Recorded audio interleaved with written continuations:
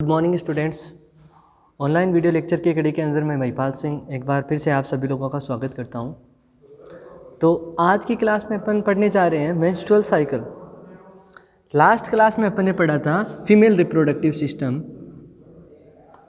Female reproductive system के बारे में जितनी भी स्ट्रक्चर थी उसके बारे में अपन ने स्टडी कर ली थी। अब आगे आता है कि फीमेल कैसे रिप्रोड्यूस करती है, मतलब कि कैसे एक ऑफस्प्रिंग को जन्म देती है। तो वो एक क्या होता है, फीमेल के अंदर जो उसका रिप्रोडक्टिव सिस्टम होता है उसमें एक साइक्लिक चेंजेज होता है। वो होता है कुछ हार्मोनल इंटरप्ले की वजह से। तो जैसे ही वो साइकिल शुरू होता है उसी साइकिल के टाइम कोई औरत, एक पर्टिकुलर टाइम पीरियड होता है जब कुछ हार्मोन्स अपने पीक लेवल पे होते हैं, कुछ हार्मोन्स का लेवल डिक्रीज़ होता है, तो उस समय ओवुलेशन होता है। और अगर स्पर्म वहाँ पे होता है तो फर्टिलाइजेशन हो सकता है, अदरवाइज वापस ये जो साइकिल है वो पर मंथ आता रहता है। तो आज अपन बात करेंगे मेंस्ट्रुअल साइकिल के बारे में। तो सबसे पहले बात ये आती है कि ये मेंस्ट्रुअल साइकिल किन एनिमल्स में होता है। तो सबसे पहले ये होता है ओनली इन द प्राइमेट्स। तो सबसे पहले बात है मेंस्ट्रुअल साइकिल होता है मेमल्स के अंदर, जो स्तनधारी है उनके अंदर। तो अपन बोल सकते हैं कि menstrual cycle occurs in the mammals.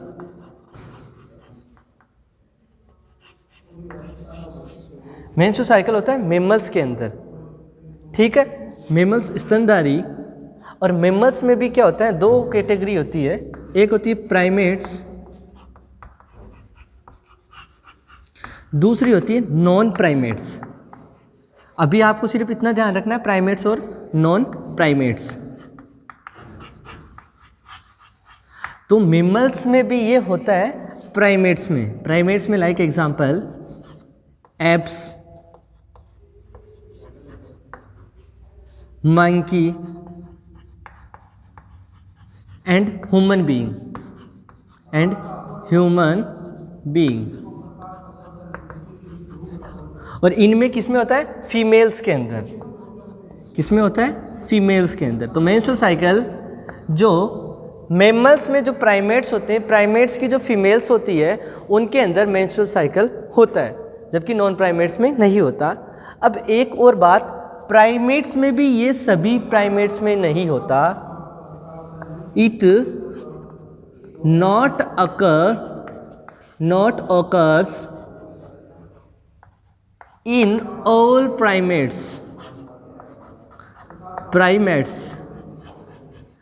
like example, it not occurs in cat,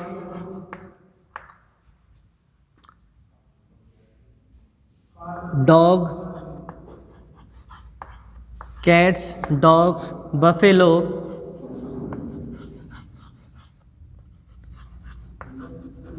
and cow etcetera. मतलब प्राइमेट्स में भी सभी प्राइमेट्स में मेंस्ट्रुअल साइकिल नहीं होता। ये जैसे एग्जांपल के तौर पे जो कुत्ते, बिल्ली, गाय, भैंस है, इनमें मेंस्ट्रुअल साइकिल नहीं होता।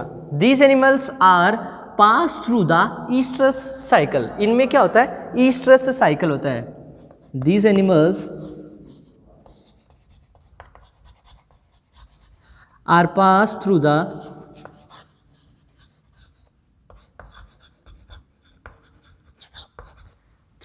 estrus cycle।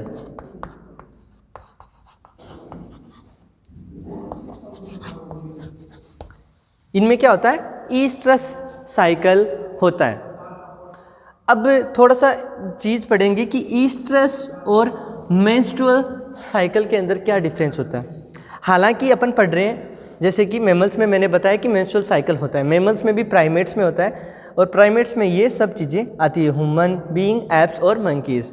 जबकि कुछ अदर प्राइमेट्स होते हैं उनमें ईस्ट्रस साइकिल होता है, like as cat, dog, cow and buffalo. अब देखो होता है क्या, दोनों में क्या सिमिलरिटी होती है और क्या डिफरेंस होता है, वो बात करने वाले हैं अपन।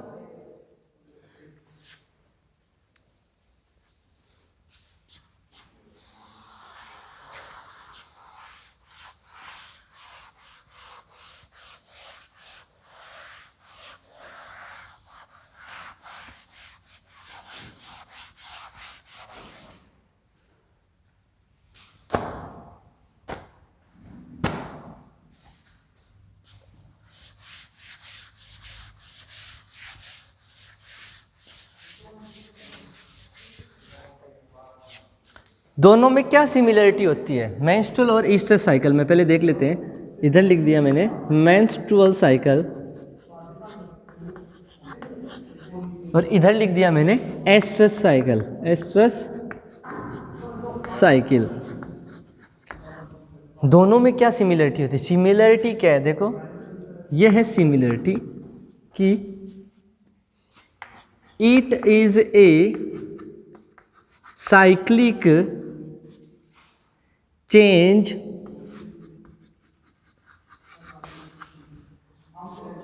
In the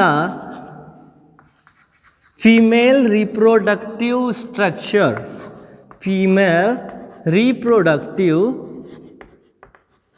structure.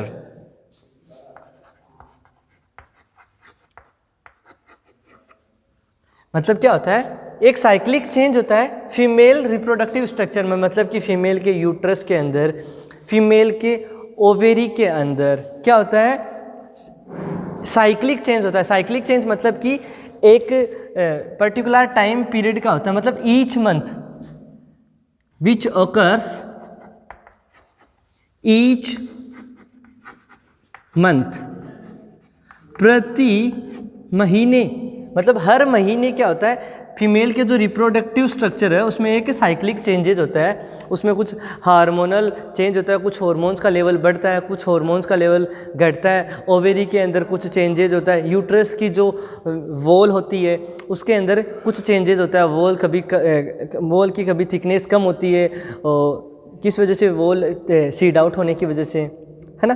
तो ये क्या होता है? मेंस्ट्रुअल साइकिल और ईस्ट्रस साइकिल में सिमिलरिटी यह है कि मेंस्ट्रुअल साइकिल और ईस्ट्रस साइकिल दोनों में ही प्रति महीने फीमेल को जो रिप्रोडक्टिव स्ट्रक्चर है, like as uterus, like as ovary, इनमें स्ट्रक्चरल चेंजेस देखने को मिलता है जो कि हर महीने होता है।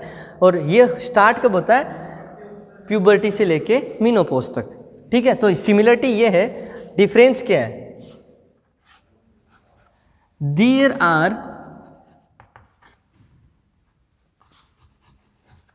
no visible manifestation of any bleeding, visible manifestation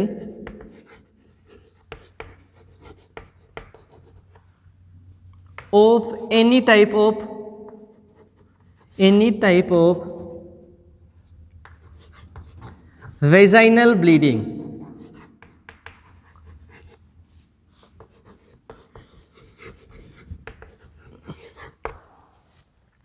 oestrus cycle अर्थात जो काऊ है, जो केट है, जो डॉग है, जो बफेलोज है, उनके अंदर क्या होता है? साइक्लिक चेंज जरूर होता है उनकी रिप्रोडक्टिव स्ट्रक्चर के अंदर, लेकिन किसी भी प्रकार की वेजाइनल ब्लीडिंग अपन को नहीं देखने को मिलती। वहीं पे मेंस्ट्रुअल साइकिल में विजिबल मैनिफेस्टेशन होता है, visible manifestation of vaginal bleeding.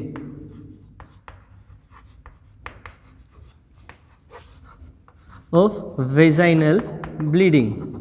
यहाँ पे वेजाइनल ब्लीडिंग आपको मेंस्ट्रुअल साइकिल के दौरान देखने को मिलती है। तो ये हो गया इनके अंदर डिफरेंस और सिमिलरिटी, ठीक है। उसके बाद में अपन बात करेंगे मेंस्ट्रुअल साइकिल के बारे में।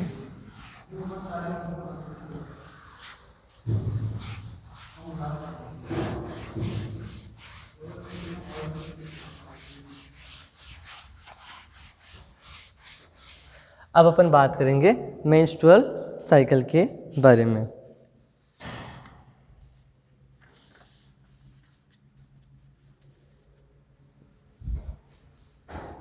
देखो मेंस्ट्रुअल साइकिल किसके अंदर होता है, तो अपन सबसे पहले बात करेंगे it occurs in the females. किसके अंदर होता है? फीमेल्स के अंदर होता है। कौन सी female? Human females, human females के अंदर होता है।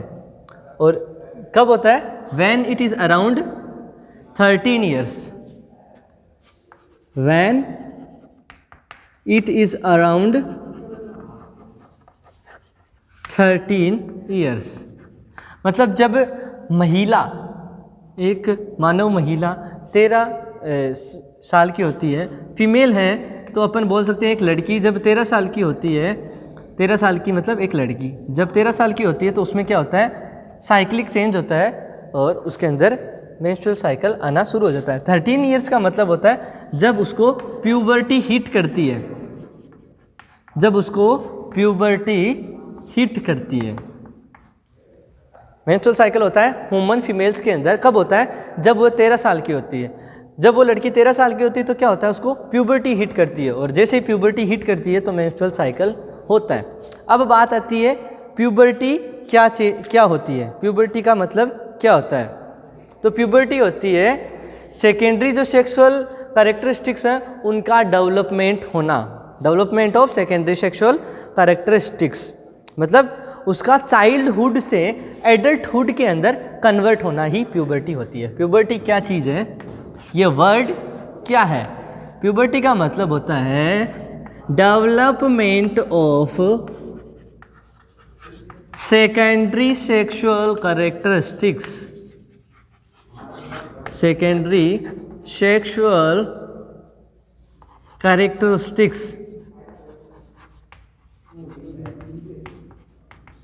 Development of secondary sexual characteristics, या फिर इसी को क्या बोल सकते हैं, कन्वर्ट ऑफ चाइल्डहुड टू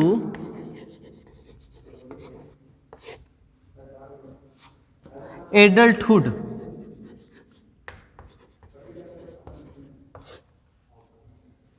ठीक है, मतलब कि उसका चाइल्ड से वयस्क के अंदर कन्वर्ट होना, एक एडल्ट के अंदर कन्वर्ट होना, या फिर सेकेंडरी सेक्सुअल कैरेक्टरिस्टिक्स का डेवलपमेंट होना, यही क्या होता है, प्यूबर्टी होती है।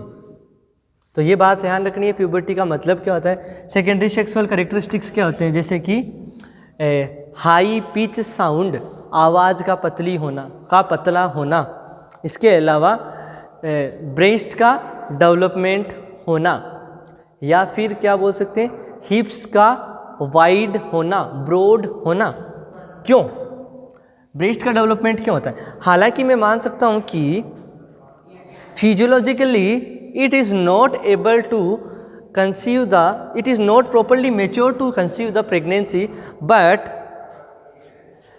now he is ready for become a mother, मतलब कि अभी तक 13 साल की जब एक बच्ची हो जाती है तो वह एक माँ बनने लायक है, मतलब उसमें मेंस्ट्रुअल साइकिल शुरू हो चुका है तो वो माँ बन सकती है, लेकिन नॉट प्रॉपरली, वह अभी तक पूरी तरीके से क्या है, उसमें डेवलपमेंट नहीं है, पूरी तरह से उसमें मैच्योरिटी नहीं आई है कि वो मदर बन सके। मेंस्ट्रुअल साइकिल शुरू हो गया इसलिए अपन बोल सकते हैं कि हाँ अब वो फिजियोलॉजिकली मदर बन सकती है, लेकिन उसमें जो मैच्योरिटी आनी चाहिए, जिसके उसका जो रिप्रोडक्टिव स्ट्रक्चर है उसमें जो मैच्योरिटी आनी चाहिए एक मदर बनने के लिए, वो मैच्योरिटी अभी तक नहीं आती।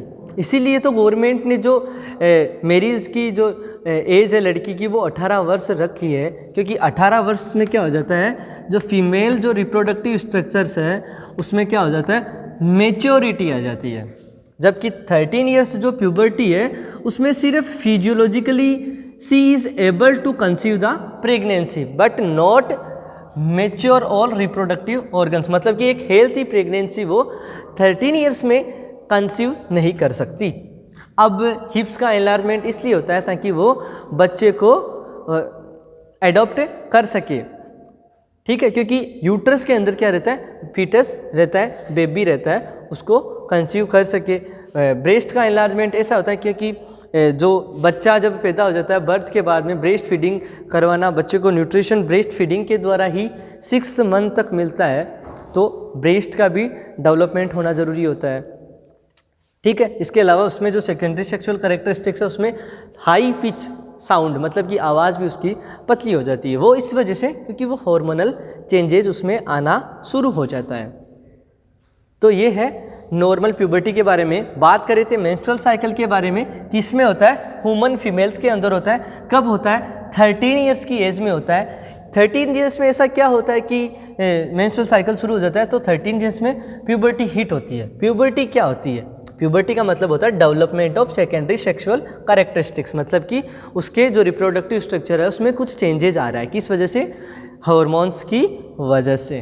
ठीक है, अब प्यूबर्टी के साइन मैंने आपको बताए दिए थे मार्स और टेनर के अकॉर्डिंग। प्यूबर्टी के 5 साइन बताए थे मैंने आपको।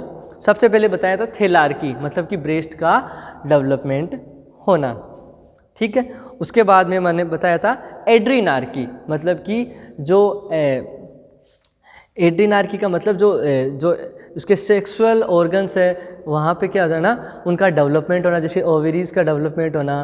और उसके बाद में मैंने बताया था प्यूबार्की, मतलब प्यूबिक हेयर का आना। उसके बाद में ग्रोथ स्पर्ट, अचानक से हाइट का बढ़ना, हिप्स का ब्रॉड होना, ब्रेस्ट का डेवलपमेंट होना, आवाज़ का पतली होना, है ना, तो ये ग्रोथ स्पर्ट। उसके बाद में मीनार्की, थेलार्की, एड्रीनार्की, प्यूबार्की, ग्रोथ स्पर्ट और लास्ट मीनार्की।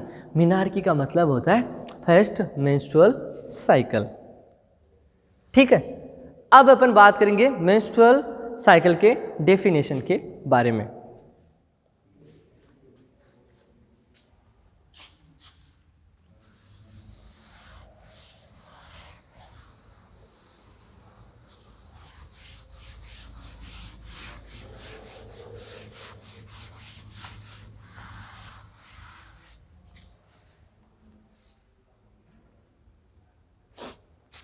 अभी तक क्या चल रहा था उसको एक बार वापस से दोहराऊंगा मैं, टेंशन मत करो। सबसे पहले बात करते हैं डेफिनेशन के बारे में। मेंस्ट्रुअल साइकिल, जिसको शॉर्ट फॉर्म में लिख सकते हैं एमसी, मेंस्ट्रुअल साइकिल। ठीक है, मेंस्ट्रुअल साइकिल का मतलब होता है it is a clinical manifestation of vaginal bleeding. यहाँ पे क्या होता है, विजिबल वेजाइनल ब्लीडिंग होती है, किस वजह से होती है, वो कैसे दिखाई देती है, उसके बारे में बात करेंगे। तो it is a visible manifestation of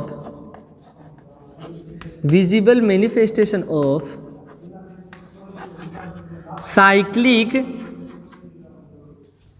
physiologically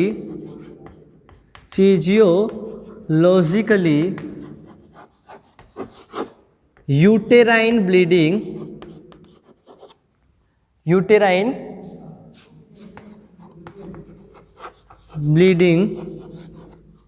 क्या हो रहा है यहाँ पे, यूट्रस की जो एंडोमेट्रियम है वो सीड आउट हो रही है।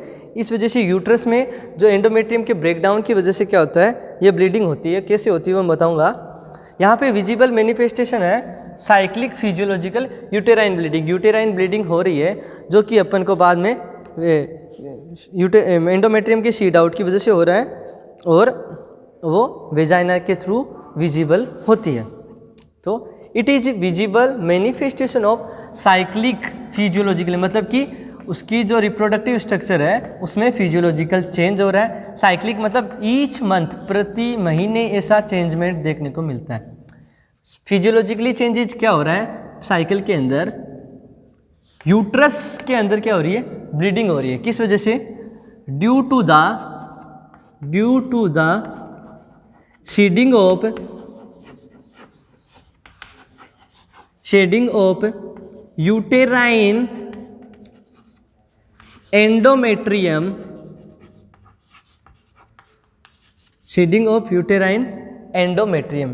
यूट्रस की जो एंडोमेट्रियम है वो सीड आउट हो रही है, that flow through the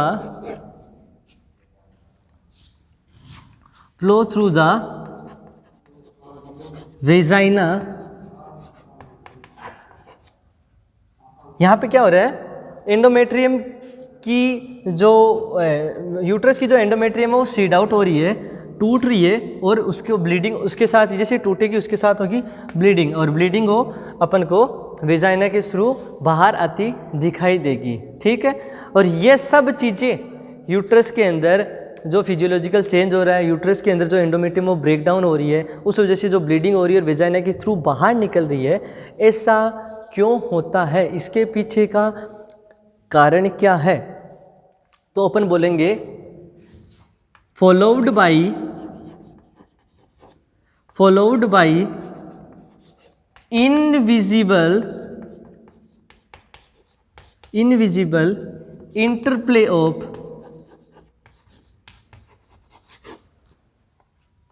HPO hormones. मतलब कि हाइपोथैलेमस और पिट्यूटरी के जो हॉर्मोन्स होते हैं वो रिलीज़ होते हैं। जैसे ही वो रिलीज़ होते हैं, इस वजह से ये सारी साइक्लिक प्रोसेस चलती है। ठीक है, अपन ने बात की it is visible manifestation. Visible manifestation मतलब ये बाहर से दिखाई दे रहा है। ये जो ब्लीडिंग हो रही है यूट्रस के अंदर एंड्रोमेट्रियम के टूटने की वजह से, शेडिंग आउट होने की वजह से, तो ब्लीडिंग वो विजिबल है। किस वजह से हो रही थी? ये एंडोमेट्रियम के टूटने से। एंडोमेट्रियम क्यों टूट रही थी? क्योंकि हार्मोन्स का लेवल कहीं पे कम या ज़्यादा हो रहा है। उन हार्मोन्स के लेवल में चेंजमेंट की वजह से ऐसी स्थिति हो रही है। ये साइक्लिक चेंज आता है। ठीक है, अब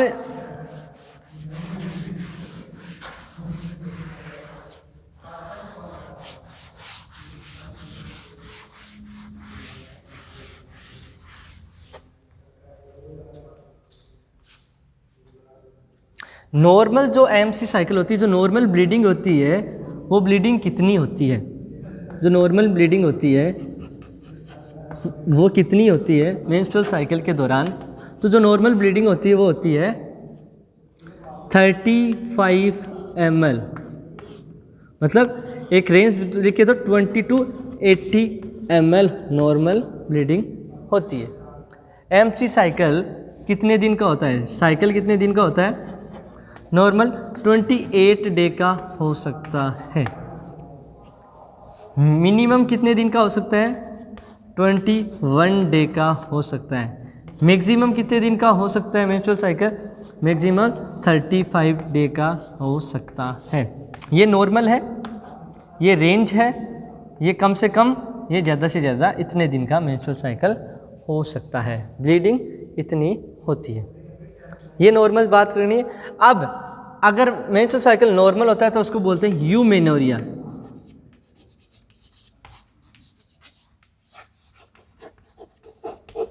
या एपीमेनोरिया।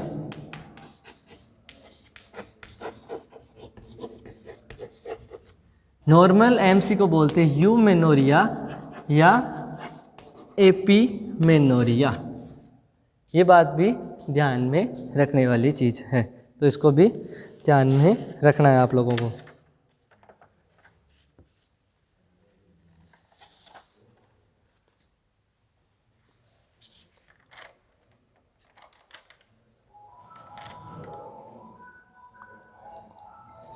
अब आगे बात करते हैं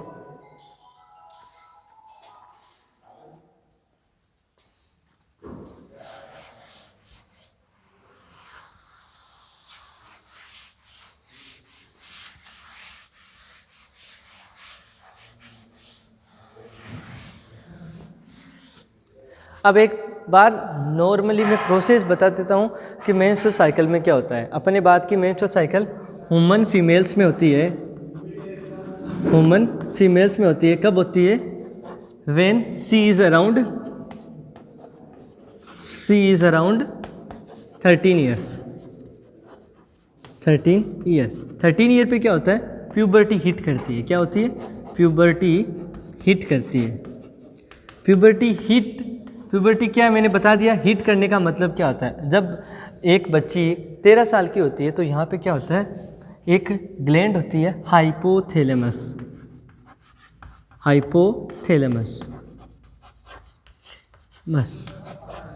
हाइपोथैलेमस क्या होता है? एक्टिव होता है। और हाइपोथैलेमस एक हार्मोन रिलीज करता है जब एक लड़की 13 इयर्स की होती है और उसमें मीनार की आती है, फर्स्ट मेंस्ट्रुअल साइकिल होता है। वो क्यों आता है? क्योंकि हाइपोथैलेमस अब एक्टिव हुआ, स्टिमुलेट हुआ, एक्टिव हुआ। उसने क्या किया? एक हार्मोन रिलीज किया GnRH, गोनेडोट्रोपिन रिलीजिंग हार्मोन। अपन पहले बात कर चुके हैं इनके बारे में। Gonadotropin releasing hormone.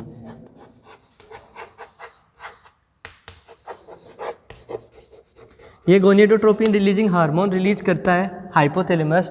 ये गोनेडोट्रोपिन रिलीजिंग हार्मोन जाता है पिट्यूटरी ग्लैंड, ये एक्शन करता है पिट्यूटरी ग्लैंड पे, पिट्यूटरी जिसको मास्टर ग्लैंड बोलते हैं,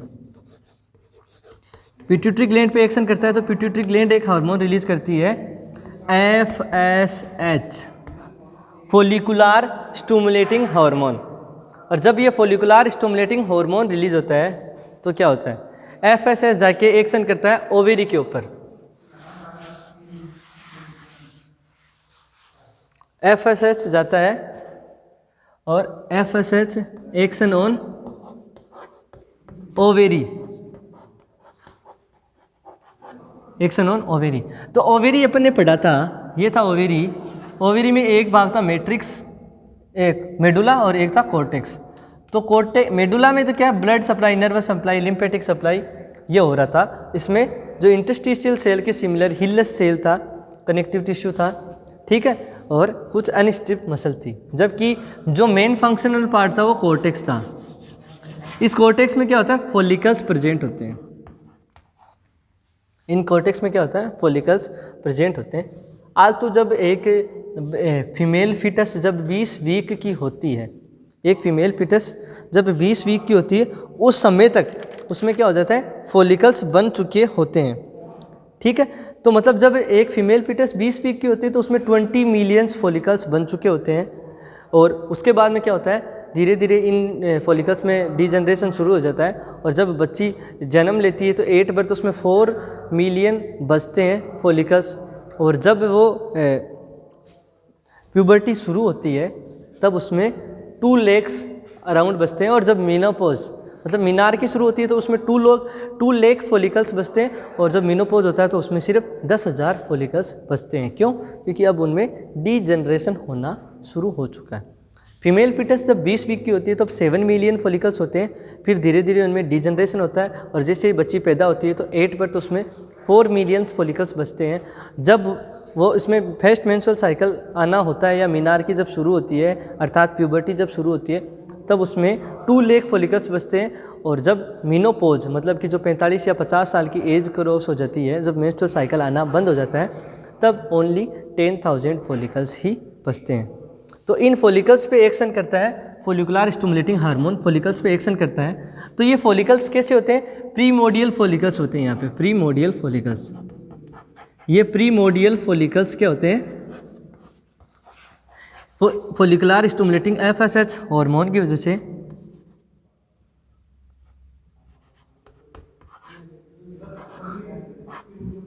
फॉलिकल्स ये कन्वर्ट होते हैं प्रीमोडियल से प्राइमरी में, प्राइमरी फॉलिकल्स में, प्राइमरी फॉलिकल्स होते हैं सेकेंडरी फॉलिकल्स में, प्राइमरी कन्वर्ट होते हैं सेकेंडरी फॉलिकल्स में,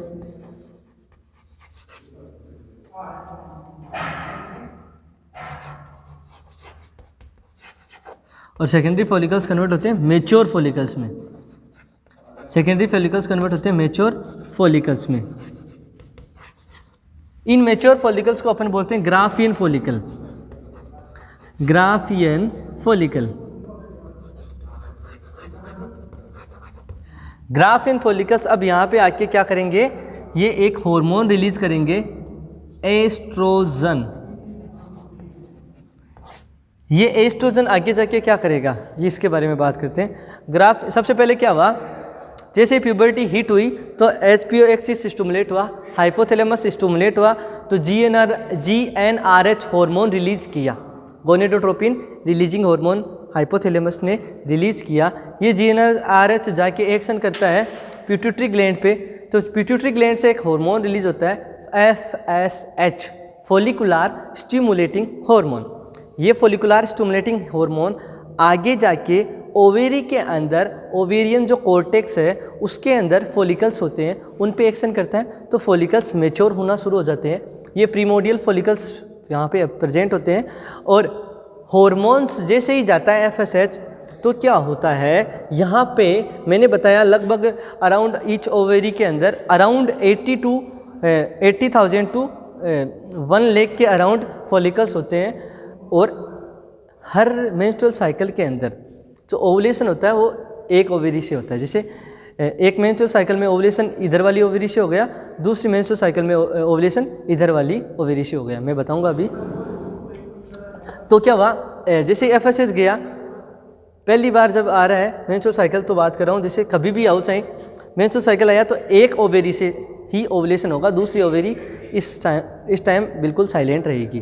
तो एक ओवेरी से क्या होगा, फॉलिकल्स, उनमें जितने भी फॉलिकल्स है जैसे अराउंड 80,000 फॉलिकल्स एक साथ मेच्योर होना शुरू हो जाते हैं। अब 80,000 फॉलिकल्स या 1 लाख फॉलिकल्स के अंदर, एक ओवेरी में 80,000 या 1 लाख फॉलिकल्स हैं, ये एक साथ मेच्योर होते हैं क्योंकि FSH हार्मोन का एक्शन होता है।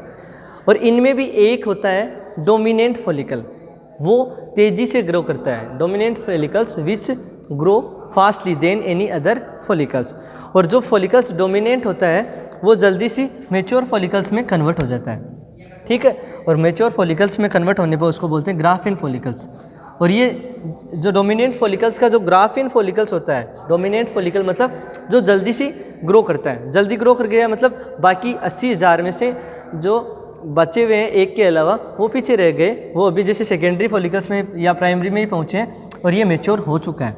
अब ये यहाँ से रिलीज कर देता है एस्ट्रोजन। ये एस्ट्रोजन वापस जाता है कहाँ पे, पिट्यूटरी ग्लैंड के पास, और एस्ट्रोजन सप्रेस कर देता है FSH को।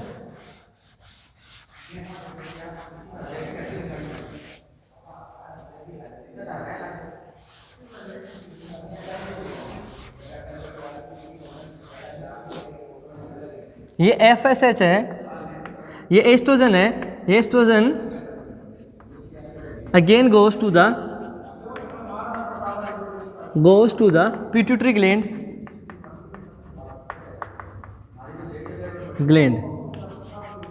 एस्ट्रोजन जैसे पिट्यूटरी ग्लैंड पे जाता है तो दो एक्शन करता है। एक तो क्या करता है, सप्रेस FSH। अब यहाँ पे ये FSH को सप्रेस कर देगा तो जो बचे हुए जो पीछे रह गए डोमिनेंट फॉलिकल्स के अलावा, उनमें अब डेवलपमेंट नहीं होगा, अब वो मेच्योर फॉलिकल्स में कन्वर्ट नहीं हो पाएंगे। जिस अवस्था में वहीं पे वो रह जाएंगे, ठीक है। उनमें पूरा डेवलपमेंट नहीं होगा, वो ग्राफिन फॉलिकल्स या मेच्योर फॉलिकल्स में कन्वर्ट नहीं हो पाएंगे। वो प्रीमोडियल से जैसे प्राइमरी फॉलिकल्स में रह गए या सेकेंडरी में रह गए, वो मेच्योर फॉलिकल्स में अब कन्वर्ट नहीं हो पाएंगे, क्योंकि जो मेच्योर पहले हुआ था डोमिनेंट फॉलिकल्स, उसने एस्ट्रोजन रिलीज किया, एस्ट्रोजन पिट्यूटरी ग्लैंड के पास किया और पिट्यूटरी ग्लैंड ने अब रिलीज कर दिया यहाँ से LH। तो FSH को तो एस्ट्रोजन ने जाके सप्रेस कर दिया, एस्ट्रोजन के रिलीज होते ही FSH सप्रेस हो गया। इसके अलावा पिट्यूटरी ग्लैंड पे जब एस्ट्रोजन गया तो उसने क्या किया, LH रिलीज किया, luteinizing hormone, luteinizing hormone LH ये रिलीज किया। LH को इंटरस्टिशियल सेल स्टिमुलेटिंग हार्मोन भी अपन बोलते हैं। मेल के अंदर interstitial cell stimulating hormone male के अंदर बोलते हैं, ठीक है। ये LH जाके क्या करेगा, जो मेच्योर फॉलिकल्स या ग्राफिन फॉलिकल्स है उसको क्या कर देगा, रप्चर कर देगा, उसको रप्चर कर देगा। और जैसे ग्राफिन फॉलिकल्स ये था, इसमें ये क्या मेच्योर हो रहा था, एग मेच्योर हो रहा था। मेच्योरिटी का मतलब क्या है, फॉलिकल्स के अंदर एग का डेवलपमेंट होना। और जैसे ही ग्राफिन फॉलिकल्स के अंदर एग डेवलपमेंट हो गया तो उसको बोल दिया मेच्योर फॉलिकल्स। और मेच्योर फॉलिकल या ग्राफिन फॉलिकल्स के पास गया LH ने इस ग्राफिन फॉलिकल्स को रप्चर किया तो एग आ गया बाहर। एग जैसे ही ग्राफिन फॉलिकल्स से बाहर आया तो उसको बोल दिया ओवुलेशन, उसको बोल दिया ओवुलेशन।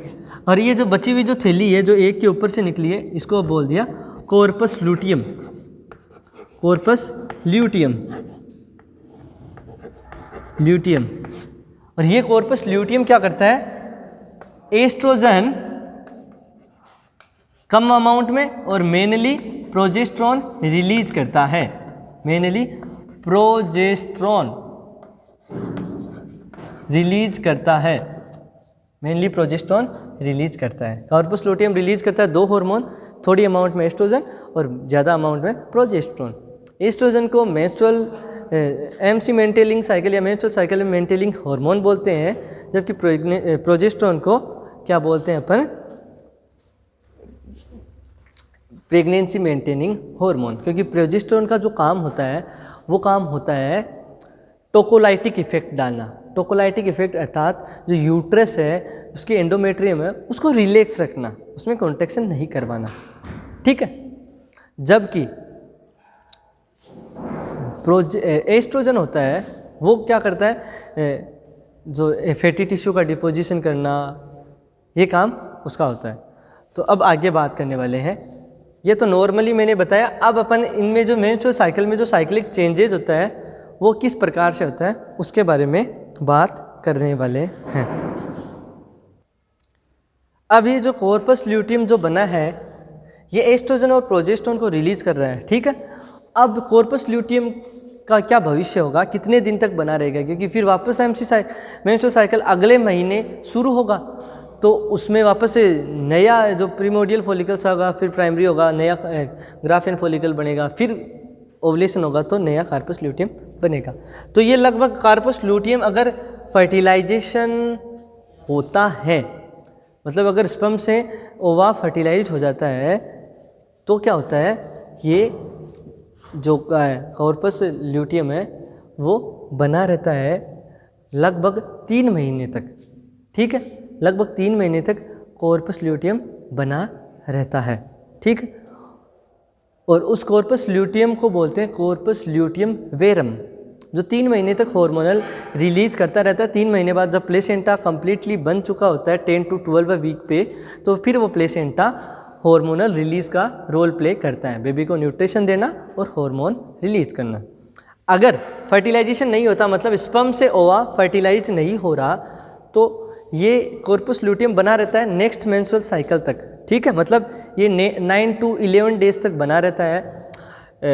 ये फिर कन्वर्ट हो जाता है कार्पस ल्यूटियम मेंस्ट्रुअलिस में, मतलब कि रेड कलर का कार्पस ल्यूटियम दरअसल येलो बॉडी है, और ये येलो बॉडी फिर कन्वर्ट हो जाती है रेड बॉडी में, इसको बोलते हैं कार्पस ल्यूटियम मेंस्ट्रुअलिस। और फिर ये धीरे धीरे वाइट कलर में कन्वर्ट हो जाता है और कार्पस ल्यूटियम एल्बिकेंस उसको बोलते हैं, और उसका स्कार ओवेरी पे परमानेंट रहता है। फिर वापस धीरे धीरे वो श्रिंक होके इसमें एट्रेसिया हो जाता है। श्रिंक होना, एट्रेसिया होना, अर्थात उसके अंदर क्या हो रहा है, सेल की साइज छोटी हो रही है, उसमें एट्रोपी हो जाती है, ठीक है। उसके बाद में नया मेंस्ट्रुअल साइकिल आना शुरू हो जाता है। तो मतलब जैसे 14वें दिन ओव्यूलेशन हुआ, 14वें दिन से ये 23वें से 25वें दिन तक बना रहा, ठीक है। तो ये यहाँ पे कन्वर्ट हो गया कार्पस ल्यूटियम मेंस्ट्रुअलिस में, और फिर यहाँ से फिर कन्वर्ट हो गया कार्पस ल्यूटियम वेरम में। वेरम फिर 28 दिन तक क्या हो जाता है, बिल्कुल एट्रेसिया हो जाता है, इसके अंदर एट्रोपी हो जाती है और नया मेंस्ट्रुअल साइकिल आ जाता है। तो अपन को बताना है कि अगर कोई पूछे, ज़्यादा डीप जाना नहीं है, अगर कोई पूछे कि कार्पस ल्यूटियम कितने दिन तक बना रहता है, तो अपन बोल सकते हैं लगभग 12 से 14 दिन तक बना रहता है। उसमें क्या चेंजेज आता है, वो पहले कार्पस ल्यूटियम मेंस्ट्रुअलिस में चेंज होता है, और फिर कार्पस ल्यूटियम एल्बिकेंस में कन्वर्ट हो जाता है, और फिर उसमें एट्रोपी हो जाती है, ठीक है, वो श्रिंक हो जाता है। ये बात थी। तो अपन ने बात की कि जैसे प्यूबर्टी हिट होती है तो हाइपोथैलेमस एक्टिव होता है। Hypothalamus gonadotropin releasing hormone release करता है। वो गोनेडोट्रोपिन हार्मोन जाके एक्शन करता है पिट्यूटरी ग्लैंड पे, एंटीरियर पिट्यूटरी ग्लैंड पे, और वहाँ से एफएसएच हार्मोन रिलीज करता है। एफएसएच हार्मोन जाता है ओवेरी के पास, ओवेरियन कोर्टेक्स में फॉलिकल्स होते हैं, उन फॉलिकल्स में मैच्योरिटी लाता है। हर महीने जो मेंस्ट्रुअल साइकिल होता है उसमें जो ओवुलेशन होता है, तो ओवुलेशन मतलब ग्राफियन फॉलिकल्स बनेगा, वो एक ही बनेगा। हर महीने एक ही ओवा रिलीज होगा, मतलब कि एक ही ग्राफियन फॉलिकल्स बनेगा, अर्थात एक ही जो फॉलिकल है वो मैच्योर होगा।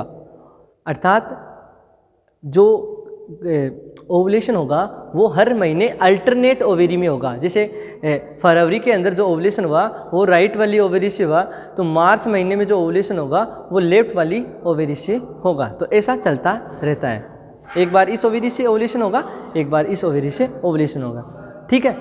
ये बात समझ में आ गई। उसके आगे बात ये आती है कि जैसे फरवरी में राइट वाली से हुआ, फरवरी के अंदर क्या हुआ, राइट वाली ओवरी से ओवुलेशन हुआ, तो ये राइट वाली ओवरी है, इसमें 80,000 to 1 लाख फॉलिकल्स है, क्योंकि दोनों में 2 लाख फॉलिकल्स होते हैं, तो अराउंड 80 to 1 लाख फॉलिकल्स एक ओवरी में होते हैं।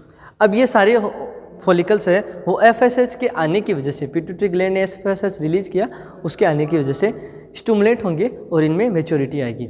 अब इनमें 80,000 से 1 लाख फॉलिकल्स में भी एक ही फॉलिकल्स एक होगा, जो डोमिनेंट होगा वो जल्दी सी मेच्योर फॉलिकल्स में कन्वर्ट हो जाएगा और वहाँ से एस्ट्रोजन रिलीज़ कर देगा। जैसे ही एस्ट्रोजन रिलीज़ होगा, एस्ट्रोजन जाएगा पिट्यूटरी ग्लैंड के पास, तो पिट्यूटरी यहाँ से 2 काम करेगी। जो दूसरे फॉलिकल्स जो मेच्योर हो रहे थे उनको मेच्योरिटी को रोक देगा। क्यों? क्योंकि वो एफएसएच को सप्रेस कर देगा। पिट्यूटरी ग्लैंड के पास जैसे ही एस्ट्रोजन गया, मेच्योर फॉलिकल से या ग्राफिन फॉलिकल से एस्ट्रोजन रिलीज़ हुआ और पिट्यूटरी ग्लैंड के पास गया। पिट्यूटरी ग्लैंड ने वहाँ से एफएसएच को सप्रेस किया। एफएसएच सप्रेस होता ही इधर जो ओवेरी है उधर उसमें जो डोमिनेंट फॉलिकल्स के अलावा जो फॉलिकल्स बचे उनमें अब मेच्योरिटी नहीं आएगी, वो काम वहीं पे समाप्त हो गया। दूसरा, यहाँ से रिलीज़ कराएगा एलएच। एलएच जाएगा वापस ग्राफिन फॉलिकल्स या मेच्योर फॉलिकल्स के पास। मेच्योर फॉलिकल्स को क्या करेगा? रप्चर करा देगा। रप्चर करते ही ओवुलेशन हो जाएगा।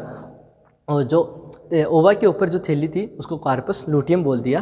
कार्पस लूटियम 2 हार्मोन रिलीज करती है, एस्ट्रोजन और प्रोजेस्टेरोन। जब प्रेगनेंसी अचीव हो जाती है अर्थात फर्टिलाइजेशन हो जाता है तो क्या हो जाता है? कार्पस लूटियम वेरम में कन्वर्ट हो जाता है और 3 महीने तक हार्मोन रिलीज करता है। नहीं होता तो ये नेक्स्ट मेंस्ट्रुअल साइकिल आने से पहले ही डिसअपीयर हो जाता है। इसमें कन्वर्ट होता है कार्पस लूटियम। मेंस्ट्रुअल में रेड बॉडी में येलो बॉडी कन्वर्ट होती है। कार्पस ल्यूटियम येलो बॉडी होती है जो रेड बॉडी में कन्वर्ट हो जाती है, जिसको बोलते हैं कार्पस ल्यूटियम मेंस्ट्रुअलिस। और फिर धीरे से कन्वर्ट हो जाता है कार्पस ल्यूटियम एल्बिकेंस में, वाइट बॉडी में, और फिर इसमें एट्रोपी हो जाती है और नेक्स्ट मेंस्ट्रुअल साइकिल आ जाता है। ठीक है, अब नेक्स्ट क्लास में अपन बात करने वाले हैं जो इसकी जो फेजेज हैं, जो चेंजेज हो रहे हैं, जो ओवेरियन चेंज हो रहे हैं, जो यूटेराइन चेंजेज हो रहे हैं, वो बात करने वाले हैं। तब तक के लिए धन्यवाद।